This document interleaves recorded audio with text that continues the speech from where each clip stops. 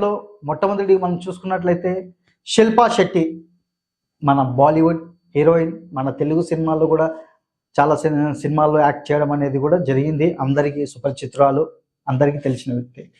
ఇంకొకరు వచ్చేసి డింపుల్ కపాడియా.